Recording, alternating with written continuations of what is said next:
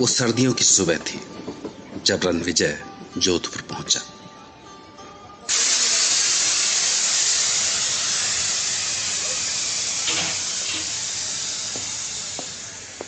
आगे की ट्रेन में कुछ वक्त था, इसलिए वो कुछ देर के लिए जोधपुर घूमने लगा।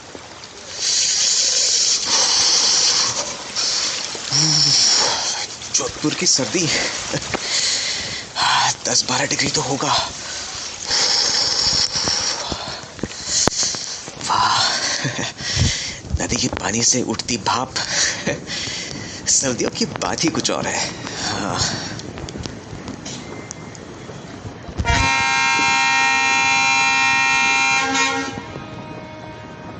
वो जोधपुर से निकलकर शाम तक पाली पहुंच गया।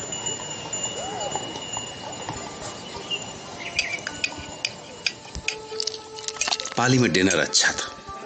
राजस्थानी शिकारियों के खास पसंद, मिर्ची के साथ भुना हुआ बकरे का गोश्त।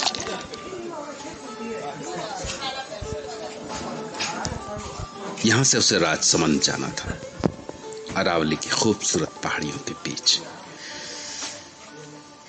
हाँ, यहाँ से एक बार राजसमंद पहुंच गया तो फिर डैनी डिकोस्टा के महल के बारे में पता चल ही जाएगा। हिंदुस्तान में सबसे ज्यादा अंधविश्वास इसी इलाके में थे।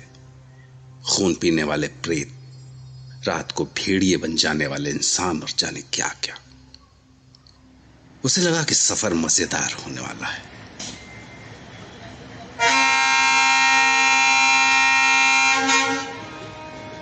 पहाड़ियों के बीच में से होकर जाने वाले घुमावदार रास्तों ने उसका दिल मोह लिया। जगह जगह दिखने वाले सुंदर किलों के नजारे, खूबसूरत वादियां, झीलों और झरनों से टकरा कर आने वाली ठंडी हवाओं ने उसे किसी और ही लोक में पहुंचा दिया। राजसमंद स्टेशन पहुंचते ही हर ओर रंग बिरंगी पगड़ियों में सजे आदमी और सतरंगी लहंगा चोली पहने सुंदर औरतें दिखी। उसके सामने राजस्थानी राजा महाराजाओं और उनकी सुंदर रानी की तस्वीर खिंच गई। स्टेशन से निकलकर वो अपने दूसरे पड़ाव पर पहुंचा, जहां उसे रात बितानी थी।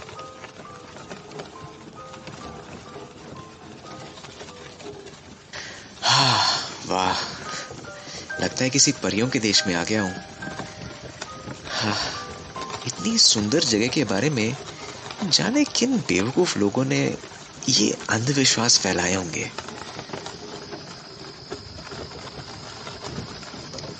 रानी की सराय, हाँ ये है। डैनी ने अपनी चिट्ठी में इसी होटल में ठहरने के लिए कहा था। हाँ।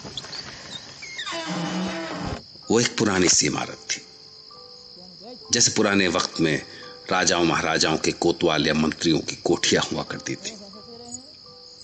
उसके तांगे से उतरते ही एक बूढ़ी औरत निकलकर बाहर आई। घणी गम्मासा। हाय, मैं रणविजय। आ गए तुम। आओ आओ। कैसा लगा हमारा राजसमंद? मैं थारा ही इंतजार कर रही थी। आओ सा, आओ, थारा कमरा दिखा दूं।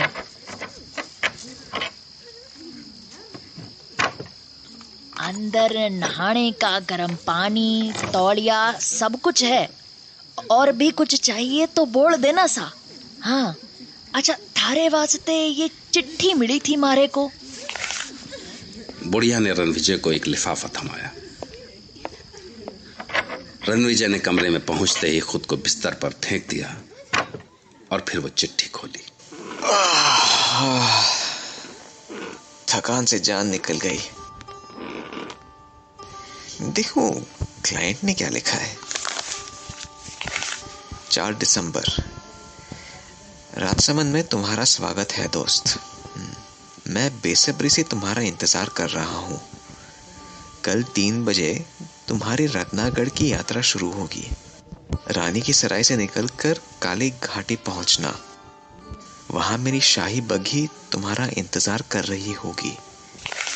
मुझे यकीन है कि तुम्हें ये सफर बहुत अच्छा लगेगा। तुम्हारे इंतजार में तुम्हारा दोस्त डैनी डिकोस्टा।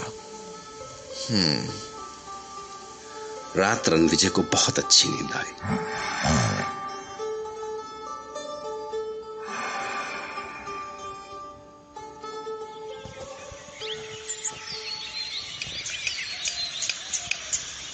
सुबह नाश्ता करने के बाद वो आदतन यहाँ की अपनी यादों को डायरी में समेटने लगा और फिर दिन के खाने के बाद वो आगे के सफर के लिए तैयार था। हाँ आंटी जी, तो कितना पैसा हुआ आपका? मारे को चिट्ठी के साथ ही कमरे का किराया और थारे आने जाने के वास्ते घोड़ा गाड़ी का भाड़ा मिल चुका है सा। घोड़ा गाड़ी वाला बस आता ही होगा। पर जे बताओ कि आपने जाना कट्टे को है? मैं रत्नागढ़ जा रहा हूँ। रत्नागढ़ का नाम सुनते ही वो बुढ़िया अचानक पीली पड़ गई। उसके पैर कांपने लगे। क्या हुआ? आप पर उसकी तो जैसे जीभ ही अकड़ गई थी। तभी घोड़ा गाड़ी पहुंच गई।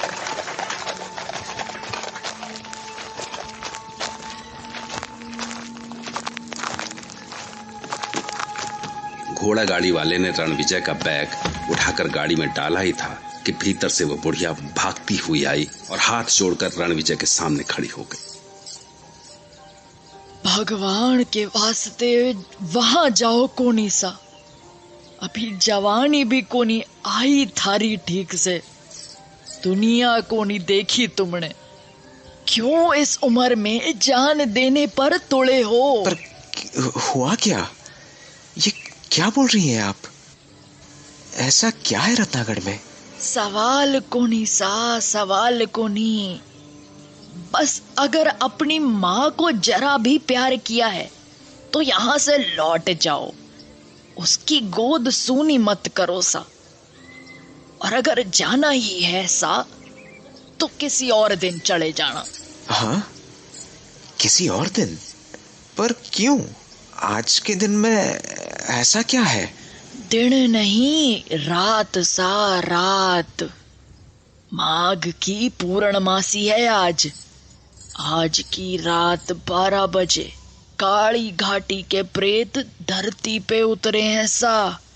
धरती पे उतरे हैं सारे प्रेत। रणविजय ने उसकी बातें समझने की कोशिश की, पर घोड़ा गाड़ी वाला इंतजार कर रहा था।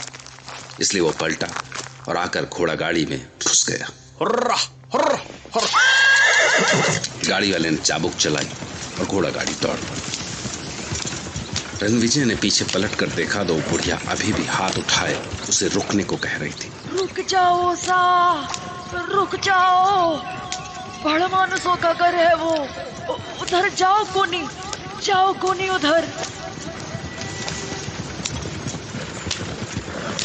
और जब घोड़ा गाड़ी उसकी नजरों से ओझल होने लगी तो वो वहीं रास्ते में ठहर गई। रणविजय को बुढ़िया की बातें उलझन में तो डाल रही थी, पर उसे काम भी पूरा करना था। उसके बॉस और डैनी के बीच एक बहुत बड़ी लैंड डील होने वाली थी और जिसकी सारी जिम्मेदारी रणविजय पर ही थी, जिसके लिए उसे रत्नागढ़ पहुंचना था। तभी उसे अपने गले में लटकता हुआ ताबीज जैसा कुछ दिखा और उसे याद आया कि शायद बुढ़िया ने उसके सामने गिड़गिड़ाते वक्त वो ताबीज उसके गले में डाल दी। जाने वो उस वक्त उस बुढ़िया की वहमी बातों पर यकीन कर पा रहा था या नहीं, पर हाँ, वो अंदर से डरा हुआ जरूर था। चिट्ठी में लिखा था से क्या आपको काली घाटी छोड़नी है जी? आप वहाँ उतर के करोगे क्या? हाँ जी, वहाँ से हमारे क्लाइंट की तरफ से सवारी आएगी।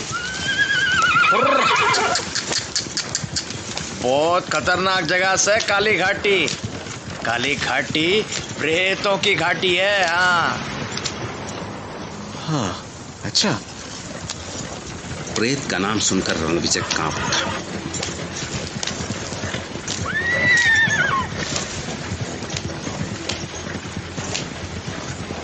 रणविजय को समझ में नहीं आ रहा था कि इस तांगे वाले को रत्नागढ़ पहुंचने की ऐसी क्या जल्दी। वो इतनी रफ्तार पर भी ऐसे तीखे मोड़ काट रहा था कि सवारियों की जान गले में आ रही थी। अरे भाई, जरा धीमे चला लो। टांगा पलट गए तो दोनों मर जाएंगे। पर तांगे वाला तो जैसे बहरा हो गया था। तांगा भगाने का जैसे कोई जुनून सा सवार था उस पर। झींगुरों की आवाज ने माहौल में एक सिहरन सी पैदा कर दी थी। कंपा देने वाली ठंडी चांदनी के बीच तांगे के आगे लगी दो लालटेनें रास्ता दिखाने की असफल सी कोशिश कर रही थी। अरे तांगे वाले, आपको हुआ क्या है? आप क्यों घोड़ों की जान लेने पर तुले हैं? क्योंकि सर हमें आधी रात से पहले काली घाटी पार करनी है। हाँ। क्यों? आधी रात के बाद ऐसी क्या आफत आने वाली है काली घाटी में? हाँ?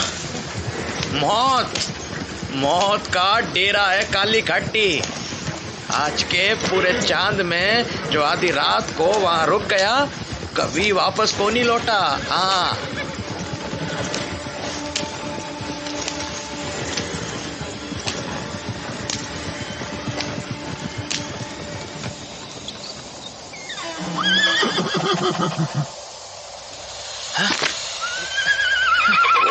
हाँ, चल चल चल मेरे बच्चे, चल चल चल चल चल चल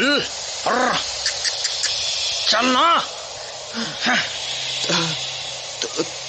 तो कब तक आएगी काली घाटी? घोड़ा थम गया, मतलब काली घाटी अब दूर नहीं, बस कुत्ते यहीं तक रहते हैं। हाँ, चल चल चल चल। हाँ, क्यों? क्योंकि काली घाटी से भड़मानुसों का इलाका शुरू हो गए। आधी रात को भेड़िए बन जाने वाले प्रेतों का राज। हाँ। पर तुम आगे कट्ठे जा रहे से हैं? रत्नागढ़। क्या? रत्नागढ़? हाँ? क्या हुआ आपको? ऐसा क्या है रत्नागढ़ में?